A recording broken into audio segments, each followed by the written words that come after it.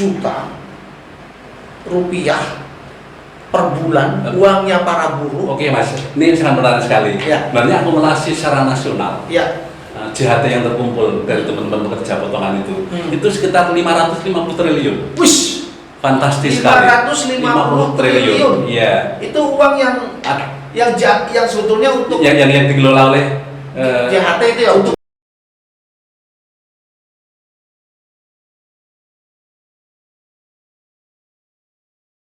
Selamat pagi, tim bloggers. Wah, ini hujan. Tapi kok hati kita panas, situasinya panas. Karena apa? Betul. Ini karena apa ya? Belum lama ini Ibu Menteri Tenaga Kerja mengumumkan keputusan Menteri nomor 2 tahun 2022 yang mengatakan bahwa jaminan hari tua atau JHT buruh itu bisa diambil ketika sudah berusia 50 tahun. Nah, ini kan memberikan, tentu saja menimbulkan pro dan kontra. Nah, kebetulan hujan-hujan gini di studio hadir Ketua Serikat Pekerja Seluruh Indonesia DIY, Pak Ruswadi. Selamat pagi, Pak. Selamat pagi, Mas Dwi. Ini kita akan panas-panasan sedikit. Bismillah, hujan panas ini. Baik, sebagai pengantar, saya sudah mengambil beberapa komentar dari netizen terkait hal itu. Yang pertama ini, kacamataku di mana ya? Ini dari seseorang David bla bla bla bla, komentarnya mengatakan, Bu, tolong revisi lagi aturan JHT. Kalau harus nunggu usia 56 tahun, keburu nilai mata uang kecil karena tiap tahun di Indonesia mengalami inflasi. Kalaupun harus dicairkan juga nilainya semakin kecil. Nilainya, sebentar, harus pakai kacamata nih, nggak bisa nih pakai kacamata. Nilainya terus coba bayangkan saja kita dia harus menganggur, kita di PHK terus menganggur, cuma bisa ngandelin uang JHT sebagai penolong. Tolong tempatkan hati, seandainya posisi jadi buruh, gimana perasaan Ibu? Ini 3 hari yang lalu tercatat 9.849 yang suka. Terus ada lagi nih dari Solek H601. Bu, mau nanya nih terkait Permen nomor 2 tahun 2022. Ada teman saya pensiun dini, masa kerja 25 tahun. Nah, usianya masih 50 tahun, mau usaha, tambahan modalnya dari JHT. Terus kalau JHT cairkan 56 tuh suruh nunggu 6 tahun lagi, Bu. Netizen, teman-teman di bloggers, ini kita akan berbincang bagaimana sih sikap dari teman-teman buruh atau pekerja yang ada di Yogyakarta. Kita akan tanya kepada Mas Ruswadi selaku Ketua SPSI Serikat Pekerja Seluruh Indonesia untuk DIY. Nah, Mas Ruswadi, pertanyaan saya ada Mas Ruswadi punya catatan nggak terkait atau komentar atau apa atau sikap terhadap Permen Naker nomor 2 tahun 2022 soal JHT? Oke, terima kasih Mas Dwi atas waktunya. Terima kasih teman-teman netizen yang telah begitu antusias, begitu amarah tentang Permenaker nomor 2 tahun 2022 ini. Perlu kita sampaikan sebelum berubah menjadi BPJS, baik itu kesehatan maupun ketenagakerjaan, itu kan awalnya jam sostek ya, belum ada awalnya jam sostek. Kemudian muncul Undang-Undang nomor 40 tahun 2004, waktu itu masih tatkala presidennya Ibu Megawati, Menteri Sekretaris Negaranya Pak Bambang Susowo, itu menerbitkan Undang-Undang nomor 40 tahun 2004 yang isinya itu memuat tentang sistem jaminan sosial nasional, sistem SJSN jaminan nasional ya, yang waktu itu ada 5 program. Yang pertama adalah jaminan kecelakaan kerja, jaminan kematian, jaminan kesehatan, dan jaminan hari tua.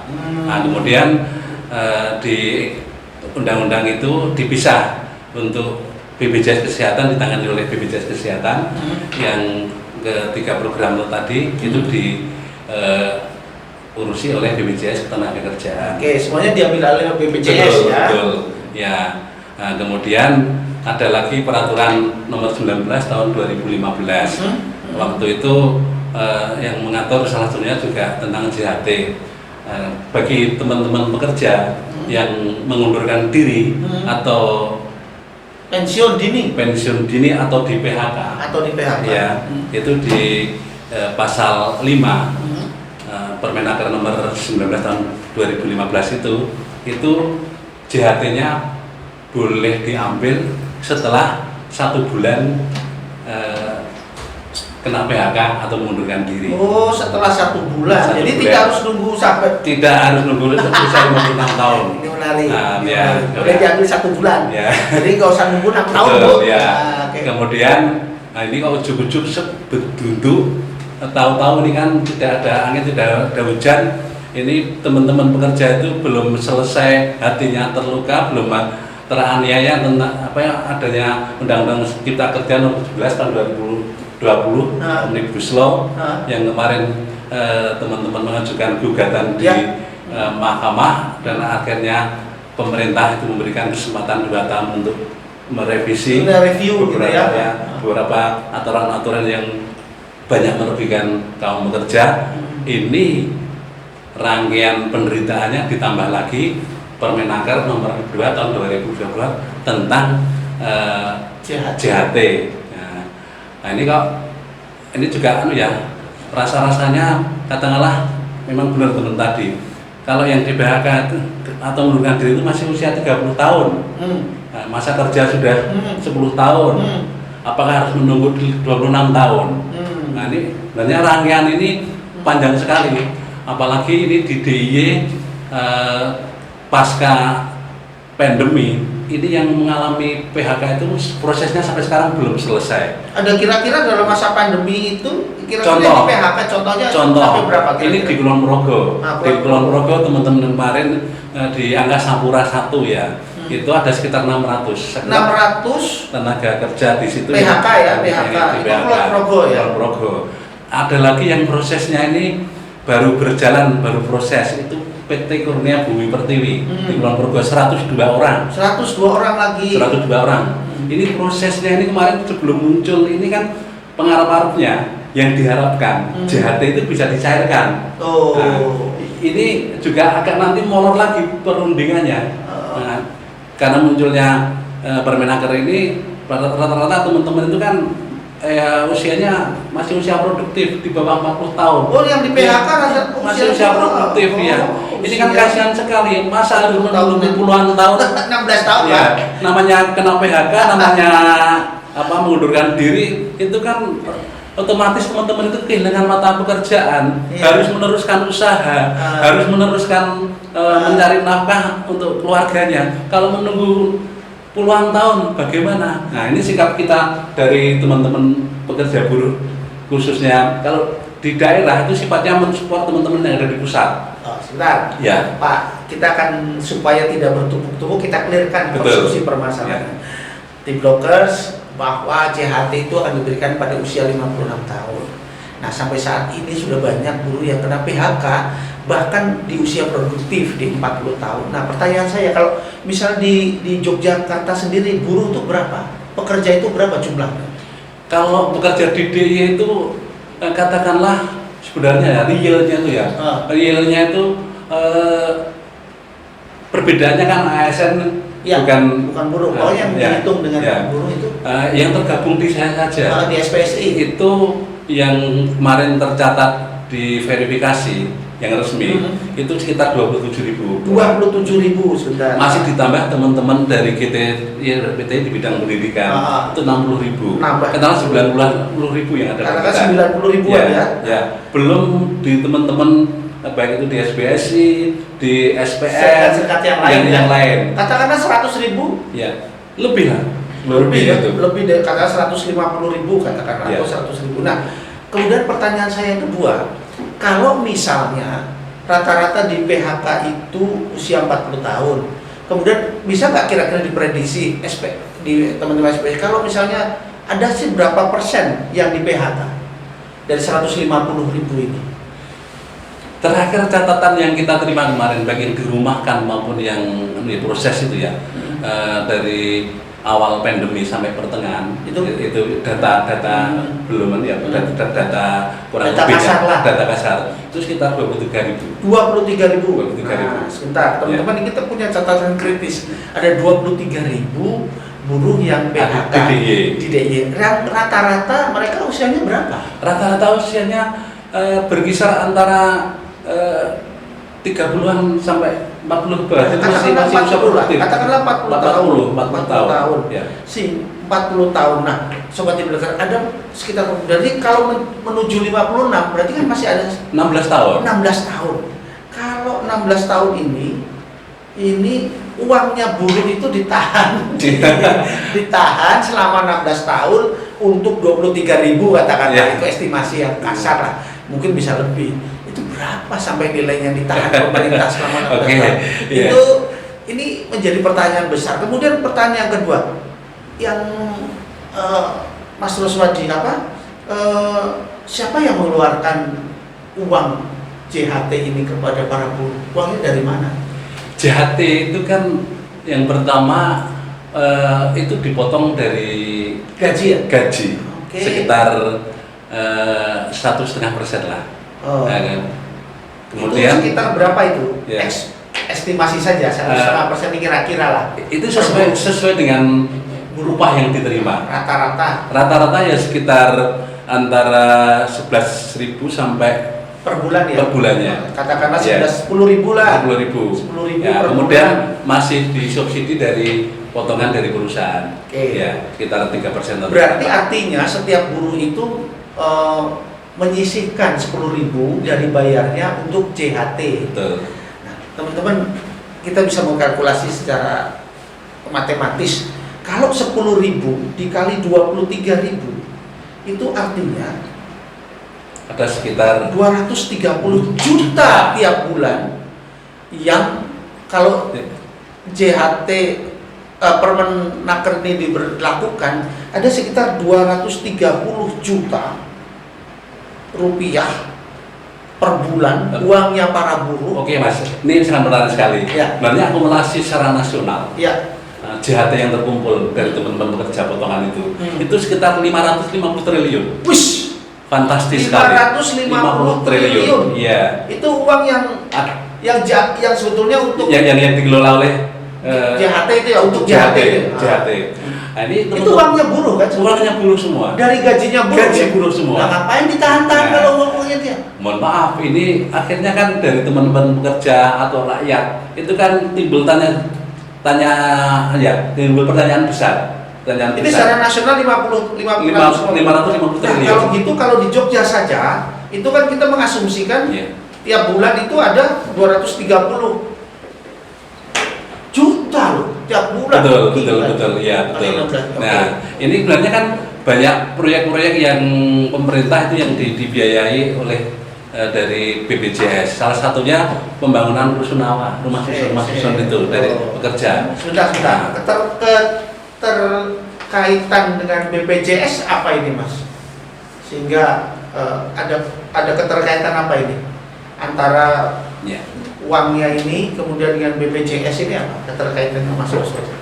Keterkaitannya karena BPJS ini uang BPJS itu kan yang diserahi negara untuk mengelola tadi ya. Uang itu masuk ke satu lembaga namanya BPJS. Jadi nanti segala sesuatu regulasi aturan-aturan ketika teman-teman itu di PHK atau mengundurkan diri itu nanti urusannya dengan BPJS. Pengambilannya di BPJS. Berarti setiap bulan setornya ke BPJS. Betul. Berarti uangnya ada di BPJS. Betul. Mengendap selama 16 tahun di BPJS dong. Iya, betul itu.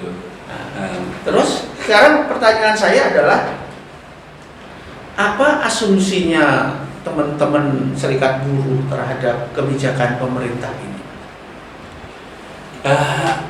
Saya kira sebenarnya pemerintah mungkin ya kita tidak tahu persis apa yang melatar belakangi timbulnya Permenaker ini ya. Kalau namanya teman-teman pekerja itu kita bekerja, kita mengumpulkan itu kan bagaimana untuk mensejahterakan keluarganya. Tapi kita tidak tahu persis latar belakangnya apa.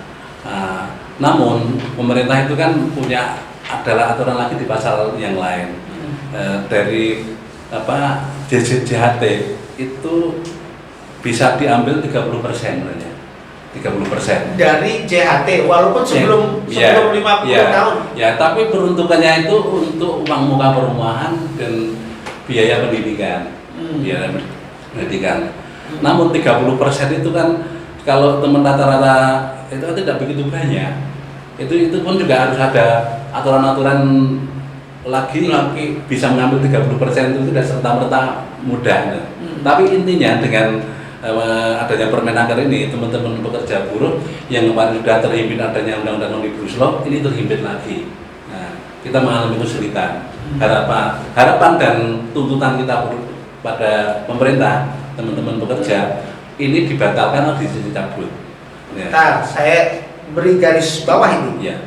Jadi tim Blokos dan teman-teman netizen atau siapapun ini tuntutan SPSI baik seluruh Indonesia mungkin ya. Ini dari DIY terutama Mas Ruswadi ketuanya mengatakan bahwa Permenaker harus dicabut dan dibatalkan. Oh, itu penting. Kemudian Mas kalau itu dilakukan masih tetap dijalankan, maka dia kan berbenturan dengan pasal 5 Mas, yang boleh diambil setelah 1 bulan dia PHK, betul ya? Ini yang Permenaker nomor 19. Ya.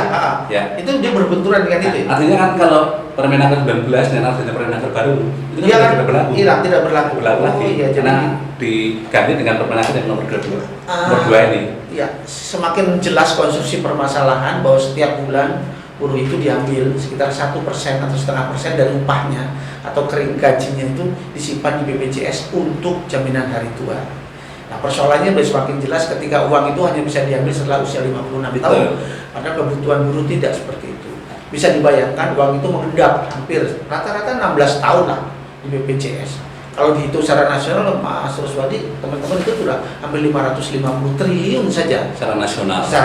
Ya. Dan di Jogja sendiri itu bisa tadi sudah kita hitung itu ada sekitar 230 yang mengendap teman-teman yang kemarin dari Jogja mengalami masalah di saat pandemi. Nah itu ini yang menjadi persoalan. Nah kemudian apa yang akan dilakukan oleh teman-teman SPSI? Jogja. Kebetulan nanti siang saya berangkat ke Cipanas, ketemu teman-teman nasional di sana di seluruh Indonesia. Itu di acara kongres. Sebelum kongres kebetulan sudah ada pembicaraan-pembicaraan seluruh Indonesia. Saya minta kepada pengurus yang baru KSPSI Pusat untuk mengajukan gugatan atau judicial review tentang Permenaker nomor 2 tahun 2022 ini. Ini sudah barang tentu KSPSI tidak sendirian. Ada KSPI, ada Sarbu Musi. Pokoknya teman-teman organisasi buruh seluruh Indonesia menolak dengan adanya Permenaker ini. Harapan kita mudah-mudahan upaya-upaya yang dilakukan oleh teman-teman pusat, kita yang di daerah itu mensupport itu dapat berhasil sebagaimana kemarin kita menuntut ada itu di Omnibus Law itu. Baik. Sudah jelas sekarang langkah-langkah yang akan diambil oleh teman-teman SPSI seluruh Indonesia termasuk di Jogja, bahwa mereka akan mengadakan kongres nasional atau pertemuan nasional di Cipanas, kemudian nanti akan mengambil satu sikap, dan apabila sikap itu gagal akan ada judicial review kepada pemerintah. Nah, teman-teman, terutama teman-teman para buruh, jangan putus asa. Masih ada serikat buruh yang bekerja untuk memperjuangkan nasib teman-teman buruh sekalian. Demikian tim Blokers, sampai ketemu lagi di episode mendatang. Terima kasih. Salam.